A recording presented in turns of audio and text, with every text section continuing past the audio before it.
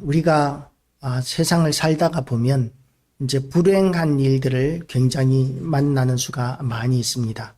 어려운 일들, 사고들, 이런 일들을 만나게 될 때 우리는 그 상황 가운데서 하나님이 살아계시면 어떻게 이런 일이 있을 수 있을까라고 이렇게 생각을 하고 하나님을 원망하는 그런 일들이 우리에게는 많이 생겨나게 됩니다.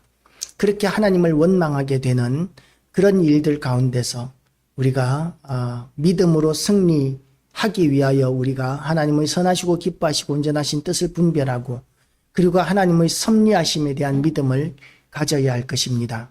어떤 선교사님이 이 교회에서 이제 선교 보고회를 하고 돌아가는 길에 큰 교통사고를 당하였습니다. 많은 사람들이 모여들었고 그 차를 보면서 저 안에 탔던 사람은 분명히 사망이다 라고 이렇게 생각을 했습니다. 차가 너무나 많이 부서졌고 완전히 부서져 버렸기 때문에 도저히 그 차에서는 사람이 살 수 없을 것이라고 그렇게 생각되었던 것이죠. 그런데 그 차에서 그 선교사님이 멀쩡하게 이렇게 차에서 걸어 나오니까 모든 사람들이 놀랐다라고 합니다. 그래서 사람들이 기적이다 라고 이렇게 이야기를 했다고 합니다. 그런데 우리가 의문스러운 것이 있습니다. 기적이면 그러면 차라리 그런 사고가 안 나게 하면 얼마나 좋았을까?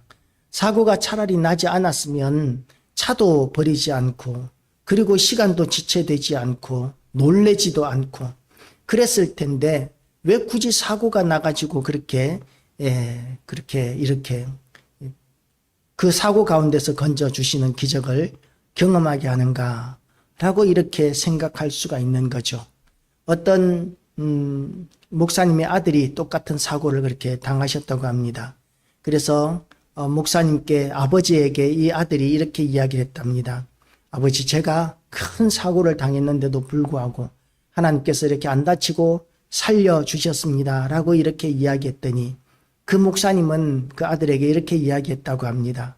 하나님께서 나는 그런 사고도 당하지 않고 늘 지켜주신단다 라고 이렇게 이야기를 하셨다고 합니다. 여러분은 어떤 하나님을 원하십니까? 큰 사고를 당해도 그렇게 지켜주시는 하나님이 좋으십니까? 아니면 아무런 사고 없이 늘 평안하게 변함없는 삶일 수 있고 따분할 수도 있는 삶인데 그런 삶 가운데 살면서 하나님의 보호하심을 누리는 그런 삶을 원하십니까?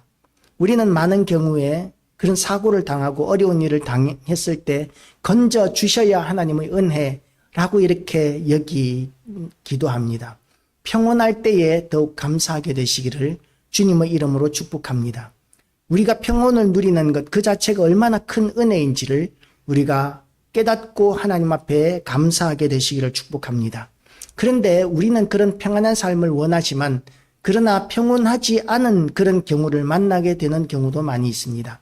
아무리 평온한 삶 가운데서 하나님 앞에 찬양하고 이렇게 평안한 삶을 주시고 안정을 주셔서 감사합니다. 아무리 그래도 일어나야 할 사고는 일어나고 평안을 잃어버리는 그런 경우들이 우리에게 얼마든지 있을 수 있습니다. 그러면 그런 경우를 우리가 어떻게 이해해야 할까요? 오늘 사도 바울을 보면 그와 같은 상황인 것 같습니다. 바울은 지금 얼마나 시련과 고난을 많이 겪게 되는지 모릅니다. 그 얼마나 고난이 많았습니까?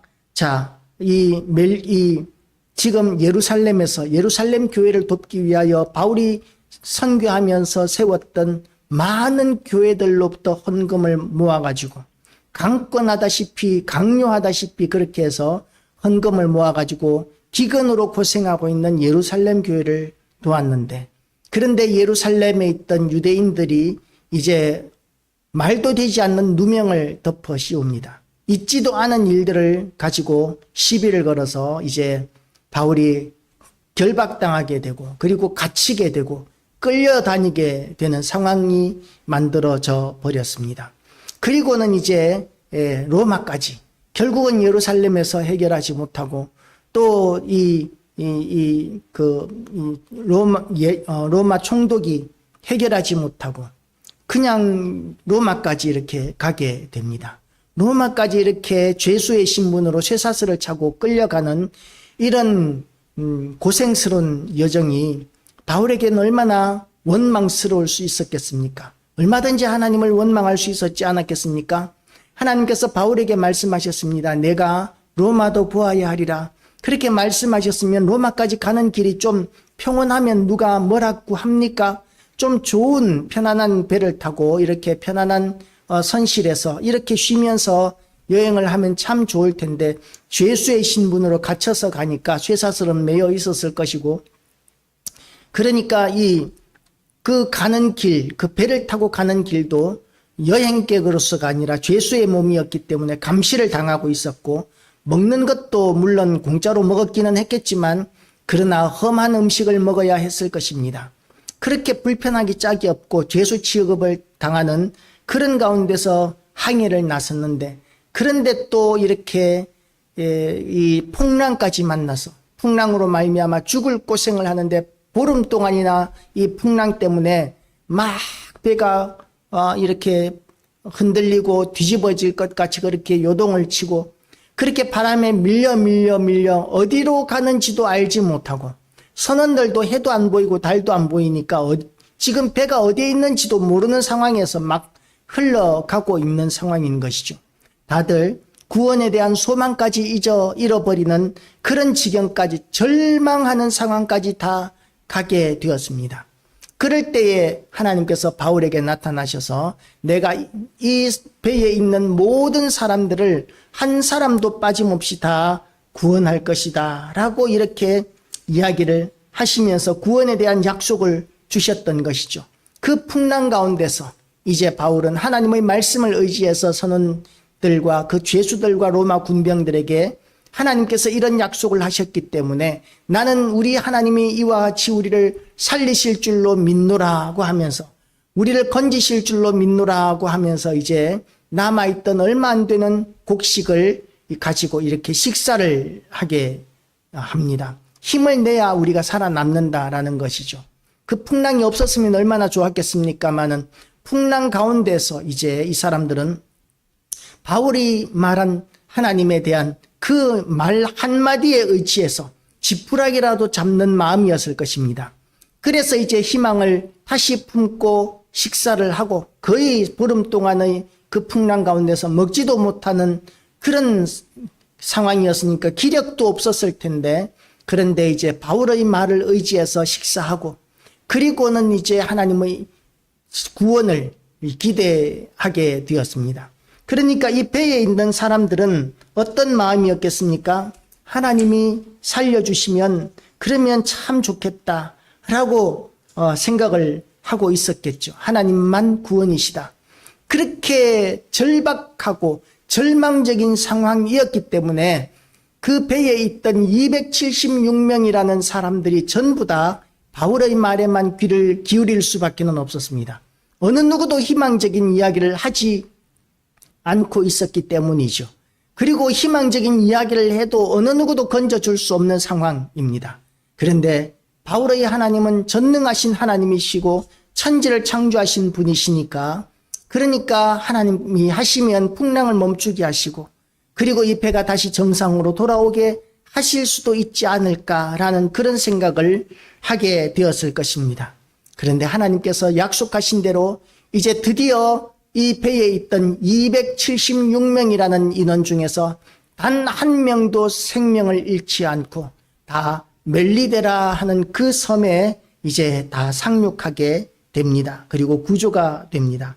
그래서 1절은 이렇게 시작합니다. 우리가 구조된 후에 안즉 그 섬은 멜리데라 하더라. 몰타섬이라고 이렇게 이야기할 수 있습니다. 몰타섬, 멜리데 섬은 길이가 29km, 폭이 한 13km 정도 되는 별로 크지 않은 섬입니다. 아마 그 섬에는 섬이었기 때문에 이제 사람들이 살고 있는 인원은 얼마나 되었는지는 모르겠지만 원주민들이 있었다고 이렇게 이야기합니다. 비가 오고 날이 참에 원주민들이 우리에게 특별한 동정을 하여 불을 피워 우리를 영접하더라. 다른 성경에서는 이 원주민을 야만인들이라고 이렇게 번역하기도 합니다. 그런데 이 멜리데 섬에 지금으로 치면 몰타 섬이죠. 유럽에 있는 몰타 섬, 지중해에 있는 몰타 섬인데 이 몰타 섬 이 멜리데 섬의 원주민들이라고 해서 진짜 야만인이라고 이렇게 원시적인 이런 부족이라고 생각할 필요는 없고요. 아마도 로마인들은 자기의 문화를 따르지 않는 모든 민족을 다 야만인이라고 이렇게 여겼었습니다. 마치 중국이 자기들이 중화이고 나머지 주변 나라들은 다 야만인으로 여겨서 우리나라를 동이라고 이렇게 불렀는데, 동이라는 말은 동쪽에 있는 야만인이라는 그런 의미가 됩니다. 그래서 중국인들이 우리나라 사람들에게 대해서 우리나라는 전혀 그렇게 생각하지 않는데 우리나라를 야만인이라고 이렇게 여겼던 것과 마찬가지로 로마가 이 자기의 문화를 따르지 않는 모든 이방 민족들에게 대해서는 야만인이라고 이렇게 생각을 하고 그렇게 불렀던 것이죠. 그래서 이 헬라어로 기록되어 있는 신약 성경에서는 이 단어를 가지고 야만인이라고 이렇게 해석하는 사람도 번역본들도 있습니다. 그런데 그 섬에 있는 그 원주민들, 심지어는 야만인이라고 할 수 있는 이 사람들의 반응이 어떻습니까? 우리가 구조된 후에 안제 그 섬은 멜리데라 하더라. 비가 오고 날이 참에 원주민들이 우리에게 특별한 동정을 하여 불을 피워 우리를 다 영접하더라. 그 멜리데 섬 지역에 이 10월달, 11월달 지금 이 난파한 이때쯤 계절의 날씨가 영상 10도에서 20도 정도 되는 기온입니다. 그런 날씨에 바닷물 속에 빠져서 흠뻑 젖어서 구조를 받았으니까 아마도 굉장히 추위에 떨었을 것입니다. 거기다가 해가 나는 것도 아니고 계속 비가 오고 그러니까 이 선원들과 죄수들과 이런 군병들과 276명의 사람들은 굉장히 추위에 떨었을 것입니다. 그 밤에 그냥 그대로 놔두면 이제 얼어 죽는 사람들이, 저체온으로 죽는 사람들이 생겨나는 것이죠. 이 정도 기온의 대만에서는 이제 영상인데도 불구하고 얼어 죽는 사람들이 생긴다는 이야기를 우리가 가끔씩 듣는데, 우리가 생각하기에는 그 지역에 얼어 죽을 만큼의 날씨는 절대로 아닌데도 불구하고 그냥 좀 시원한 그런 날씨인데, 그런데 대만 사람들은 그 정도 시원한 날씨에 입을 만한 따뜻한 옷이 없어서 얼어 죽는 사람들이 생기기도 한다고 그러죠. 그 멜리데 섬도 이렇게 10도에서 20도 정도 차이 정도의 이런 낮은 기온, 별로 그렇게 낮지는 않지만 해가 나지 않고, 그리고 물에 젖어 있는 사람들은 다들 추워서 저체온으로 죽어갈 수도 있는 그런 위기 상황을 만났습니다. 그런데 그런 위기 상황 가운데서 이 멜리데 섬 사람들, 몰타 섬 사람들은 얼마나 친절한지 기대도 하지 못했을 것입니다. 지금 파선에서 구원받은 276명과 바울은 이 몰타 섬 사람들이 친절할 것이라고는 기대조차 하지 않았을 것입니다. 그런데 이 사람들이 이 난파한 이 276명의 사람들을 불쌍히 여기는 마음을 품게 되고, 그리고 그들을 위하여 이렇게 불을 피워주고 비를 피할 수 있는, 이 불을 피워주는데 비를 피하지 못하는 곳에 불을 피워주지는 않았겠습니까? 비가 몰아치는 데서 불을 피워놓으면 빗바람에 금방 불이 꺼져버릴 테니까 아마 비를 피할 수 있는 그런 공간도 마련해 주었을 것이고, 그래서 이제 불을 피워서 몸을 따뜻하게 그렇게 할 수 있도록 배려를 했을 것입니다. 이 276명의 사람들에게는 이 몰타섬 사람들이 얼마나 고마웠을까요? 너무나 고마웠을 것입니다. 특별한 동정을 하여 불을 피워 우리를 다 영접하더라고 이렇게 이야기합니다. 아무것도 가진 것이 없는 사람들입니다. 배에서 파손했기 때문에 이 사람들은 모든 것을 다 잃어버린 사람들입니다. 그런데 이들을 위하여 아무런 대가도 기대하지 않고 이 몰타섬, 멜리데섬 사람들은, 이 원주민들은 이 나그네 된 사람, 이 파선한 사람, 이 고아와 과부와 같은 이런 사람들을 위하여 친절을 베풀고 있는 것입니다. 우리가 일본 이야기를 할 때, 일본은 왜 예수 믿는 사람들도 적은데 이렇게 하나님께서 부자로 잘 살게 하시는가 라는 그런 이야기를 할 때가 있습니다. 그런데 일본 사람들은, 예수 믿는 사람들은 작은데, 그런데 일본 사람들은 믿지는 않는데 믿는 자로서의 삶을 사는 사람들이 그렇게 많은 거예요. 질서를 지키고 성실하게 살고 이렇게 우리가 예수 믿는 자로서 지켜야 하는 그런 도리들을 지키는 삶을 가고 있습니다. 일본 사람들이 친절하다는 거죠. 물론 전부 다 그렇지는 않겠지만 그런 문화 가운데서 살아가고 있다는 것입니다. 거기에 대해서 비판적인 사람들은 뭐 이렇게 이야기하기도 합니다. 일본 사람들이 그렇게 살지 않으면, 옛날에 사무라이 문화권에서는 그냥 칼 맞아 죽는 문화였기 때문에 그렇게 살지 않으면 안 되었다라고 이렇게 이야기하기도 하지만, 어찌되었건 이 사람들은 우리나라 사람들에 비해서 정직하고 거짓말 잘 하지 않고, 그리고 이제 진실되게 성실하게 그렇게 살아가기 때문에 하나님의 은혜로 부유하게 살아가는 반면에, 우리나라 사람들은, 예수 믿는 사람들은 많은데 거짓말 제일 많이 하고 사기꾼이 그렇게 많고 법정에서도 위증죄가 그렇게 많다고 합니다. 우리가 교회 안에서도 이렇게 어떤 분란이 생겨나면, 그러면 교회 안에서도 얼마나 많은 거짓들이, 있지도 않은 사실로 사람들을 모함하고 몰아세우는 그런 일들이 얼마나 많은지 모릅니다. 그러니까 예수는 믿는데 삶을 보면, 말하는 것을 보면, 태도를 보면 전혀 믿지 않는 것과 같은 사람들이 너무 많아서 우리나라는 참으로 그런 면에서 일본을 따라가기가 어렵다고 주장하는 사람도 있습니다. 어쨌든 이 멜리데 사람들은 예수를 알지도 못하는 사람들인데, 그런데 고아와 과부와 나그네 된 자와 같은 이 난파된 선원들과 죄수들과 그리고 병사들을 다 구조하고 그들을 영접하고 불을 피워주고, 그리고 이렇게 따뜻하게 지낼 수 있도록 섬기는 이런 일들을 하고 있습니다. 비바람이 몰아치는 가운데 이렇게 사람들을 섬기는 일들이 얼마나 번거롭고 귀찮은 일이었겠습니까? 저 사람들은 어쩔 수 없어, 자기들 복이야, 그러면서 얼마든지 외면할 수 있었을 텐데, 이 사람들은 지금, 이 원주민들은 바울과 그 일행들을 영접하고 있는 것입니다. 도움이 필요한 사람들에게 그 섬기기를, 돕는 일을 지금 주저하지 않고 있는 것입니다. 예수 믿는 우리가 믿는 자로서의 그런 모습을 회복하게 되시기를 주님의 이름으로 축복합니다. 우리가 예수 믿는 자로서 그렇게 세상을 섬기는 자로, 하나님의 영광을 위하여 우리의 착한 행실로 하늘에 계신 우리 아버지께 영광을 돌리게 하라는 예수님의 말씀대로 우리가 그와 같은 덕을 세워나가는 우리 모든 교회와 성도 되시기를 축복합니다. 바울은 이제 죄수의 한 사람으로서 구조를 받았습니다. 그런데 이제 3절을 보면 바울이 나무 한 묶음을 거두어 불에 넣으니 뜨거움으로 말미암아 독사가 나와 그 손을 물고 있는지라. 날씨가 추워서 이제 불을 피우는데, 불을 피우는 것을 이렇게 보고만 있는 것이 아니라 바울은 겸손하게 그 나이 든, 지금은 노쇠한 그런 늙은 바울이 솔선해서 이 불을 피우는 일을 섬기고 있는 것이죠. 나뭇가지를 거두어다가 불 피우는 일을 계속 섬기고 있습니다.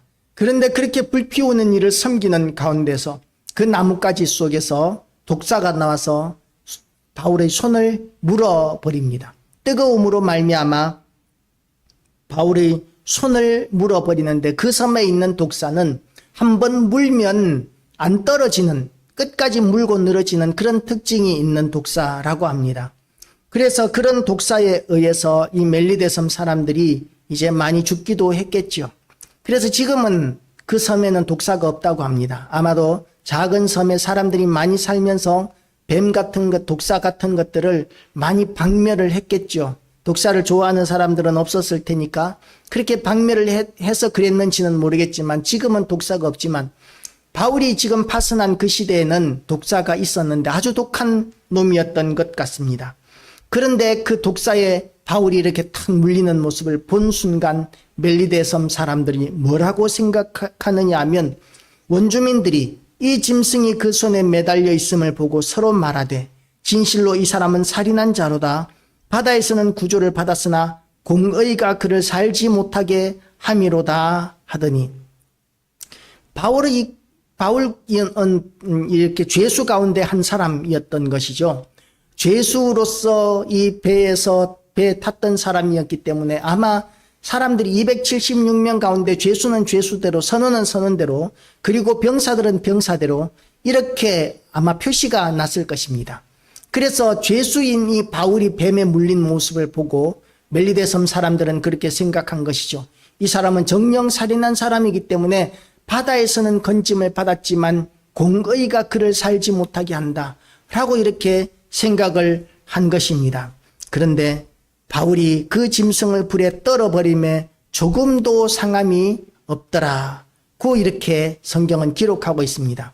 이건 다시 말해서 우리가 하나님의 은혜 가운데서 우리가 그렇게 하나님의 강권적인 보호 가운데 살게 되었다라는 것이죠. 하나님의 강권적인 보호 가운데서 이제 조금도 상함이 없었다는 말은 직역하면 아무런 나쁜 일을 겪지 않았다라는 그런 의미가 됩니다. 원주민들은 이 바울이 몸이 붓거나 독사에 물리면 몸이 붓게 됩니다. 제가 진해에 물린 친구를 본 적이 있는데 팔목을 이렇게 진해에 물렸는데 우리가 청소년부 수련회를 가서 이제 초가집에서 자는데 그 집에 진해가 있었던 것 같아요. 그런데 아주 큰 진해였던 것 같습니다. 물린 자국이 굉장히 컸어요. 팔이 얼마나 붓는지 굉장히 팔이 심하게 부어서 이제 병원에 갔다 오고 그렇게 했었는데 그렇게 독사에게 물려도 붓게 되고 그리고 이제 죽어가게 되는 것이죠. 그런데 바울은 뭐라고 이야기하고 있습니까?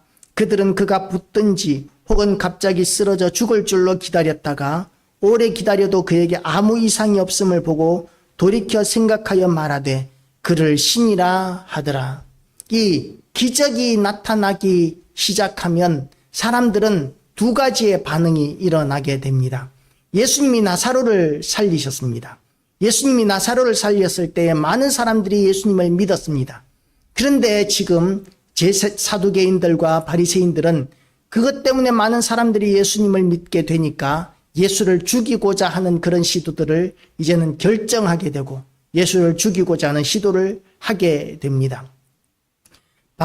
그 스데반 집사가 많은 기적과 표적을 행하였을 때 그때에 이 바리새인과 유대인들은 이 스데반 집사로 말미암아 많은 사람들이 예수를 믿게 되니까 그 때문에 스데반 집사를 이제는 돌로 쳐서 죽여버리는 그 사건을 우리는 사도행전을 통해서 보고 있습니다. 이렇게 기적과 표적이 나타나게 되면 그런 기적과 표적 때문에 어둠의 영들, 악한 영들은 결사적으로 더 큰 기적과 표적을 하든지 아니면 강권적인 힘을 하든지 그렇게 해서 예수 믿는 사람들이 더 생겨나지 않도록 교회와 선교를 회방하기 위하여 길을 쓰고 발악을 하게 됩니다. 그래서 우리가 이렇게 교회가 부흥하거나 또는 기적이 나타나거나 이런 일들을 보게 되면 그러면 우리의 믿음이 더욱더 견고해져야 합니다. 우리가 혹시 그런 놀라운 하나님의 은혜가 있기 때문에 만사가 잘 될 것이라고 생각해서는 안 됩니다.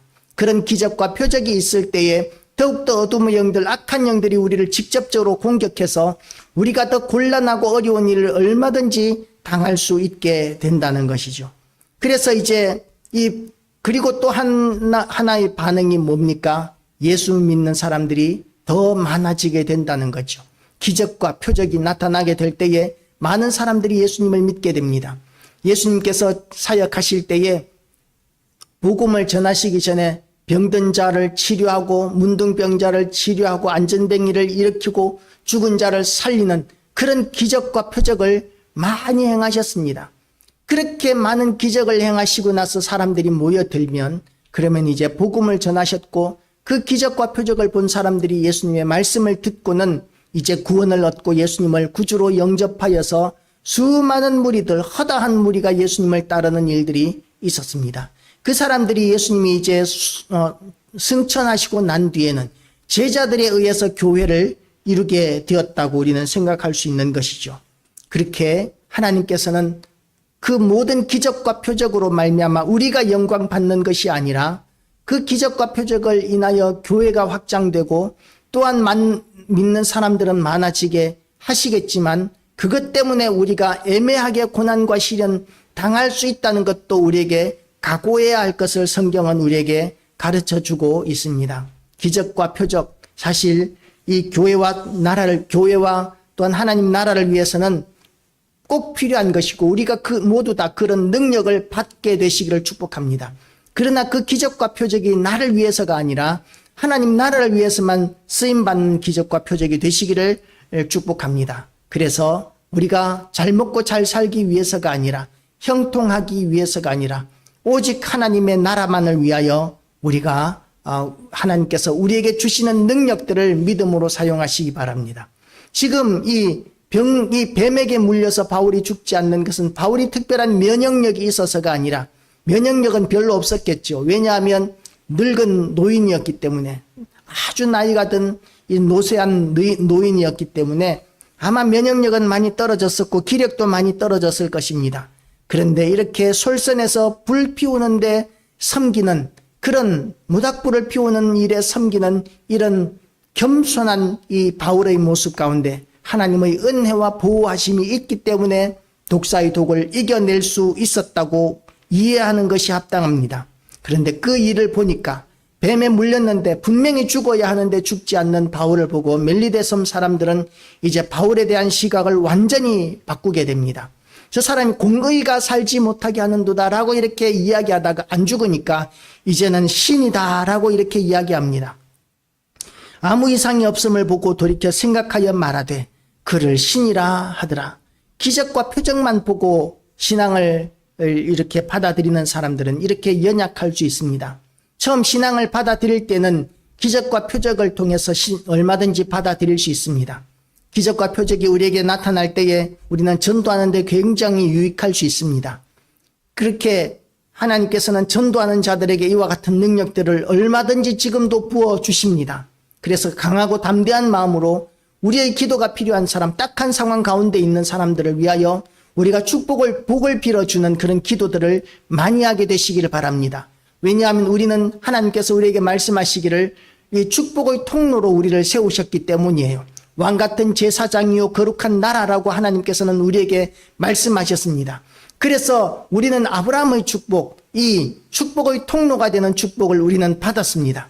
그래서 우리가 축복하면 하나님께서 우리의 축복을 통해서 얼마든지 병든 사람들을 치료하고 문제를 해결하고 얼마든지 기적과 표적을 나타낼 수 있으시다는 것을 믿으시기를 바랍니다. 그렇게 해서 그런 기적과 표적이 나타나서 사람들이 믿게 되면 그 다음부터는 말씀으로 돌아가야 합니다. 기적과 표적이 생명을 주는 것이 아니라 말씀이 생명을 주는 것임을 우리는 알아야 합니다. 그래서 말씀을 가르치고 말씀으로 세워지고 그래서 우리의 신앙이 제대로 세워질 때에 그 신앙이 요동치 않는 신앙이 되는 것이죠. 만약에 기적으로만 우리의 신앙을 붙들게 되면 기적이 멈추게 되면 그러면 그 사람은 신앙을 금방 잃어버릴 수 있게 됩니다. 그래서 우리가 말씀의 뿌리를 내리는 신앙을 우리 모두 다 가지게 되시기를 축복합니다. 그 섬에서 가장 높은 사람 보볼리오라 하는 이가 그 근처에 토지가 있는지라. 이제 바울이 그렇게 죽지 않고 그런 표적이 나타났다고 하니까 뱀에 물렸는데도 끄떡없는 사람이 있다고 하니까 이제 사람들이 바울에게 대해서 가까이 만나보고 싶어하는 마음들도 생기게 되었을 것입니다. 이 섬에서 가장 높은 사람 보볼리오라 하는 이가 그 근처에 토지가 있는지라. 그가 우리를 영접하여 사흘이나 친절히 머물게 하더니 보볼리오의 부친이 열병과 이질에 걸려 누워 있거늘. 이 섬에는, 이 몰타 섬에는 염소 젖에 있는 이 병균들로 말미암아 생겨나는 열병이 유행하는 지역이었습니다. 그때는 염소 젖이 병균이 있는 건지 그걸 모르는 시대였던 것이죠. 그래서 지금은 이제 백신 같은 거 이런 것들을 만들고 있지만 그러나 그 시대에는 간헐적으로 아주 오랫동안 그 병으로 말미암아 고생해야 되는 열병이었습니다.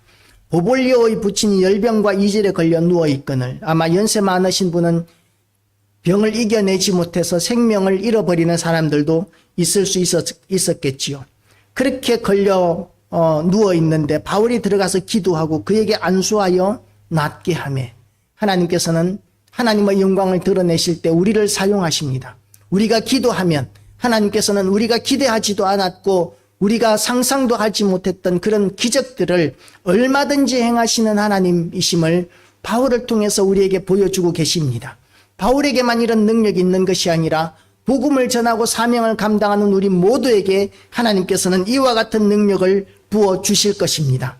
이러므로 섬 가운데 다른 병든 사람들이 와서 고침을 받고 후한 예로 우리를 대접하고 떠날 때에 우리 쓸 것을 배에 실었더라. 바울이 기도하면 이제 병 낫는 사람들이 생기는 것이죠. 그리고 의사 누가도 이 가운데 이들과 함께 있었기 때문에 아마 누가도 이렇게 함께 치료했을 것으로 생각할 수 있습니다. 그래서 사람들을 치료하고 이 몰타섬 멜리데섬 사람들이 바울과 그 일행들에게 대해서 고마운 마음을 가지게 되고 그리고 이 신비한 능력들을 통해서 굉장히 우러러보고 존경하게 되었을 것이라는 것을 우리는 쉽게 생각할 수 있습니다. 그러니까 이제 그 섬을 떠나게 될 때에 그 섬은 이제 로마 바로 앞에 있는 로마 앞바다에 있는 섬이니까 그 섬에서 이제 로마로 가는데 필요한 그 모든 것들을 이 섬 사람들이 섬겨줍니다. 10절 말씀을 보면 후한 예로 우리를 대접하고 떠날 때에 우리 쓸 것을 배에 실었더라. 왜 이런 일이 나타났습니까? 바울이 풍랑을 만나서 이 파선하게 되고 그리고 뱀에 물리게 되고 추위에 떨게 되고 이런 모든 억울한 일들과 모든 환경, 모든 고통스러운 상황 가운데 그런 것들을 경험하면서 하나님의 영광을 드러내는 삶을 살았기 때문에 지금 이와 같은 풍성한 열매들을 바울은 누리게 되고 있는 것이죠. 우리도 이와 같이 하나님의 영광을 드러내는 삶을 환경에 상관없이 환경이 어떠할지라도 우리가 믿음을 견고하게 붙들고 사명을 감당하는 데 집중하는 그런 결단이 우리 모두에게 있으시기를 축복합니다. 결단코 쉽지 않을 것입니다. 절망할 수 있는 상황들을 계속해서 만나게 될 수 있습니다. 그런데 그런 절망할 수 있는 상황 가운데서도 우리 하나님은 절망하지 않으십니다. 우리 하나님께서는 전능하신 하나님이시고 우리가 상상할 수 없었던 그런 놀라운 섭리를 이루어 나가시는 하나님, 그분이 우리의 하나님이시고 우리의 구원자이시고 우리의 아버지가 되어주시겠다고 약속하고 계십니다. 그 하나님께서 우리를 쓰시겠다고 우리를 아직까지 이 땅에 두고 계시는 거예요.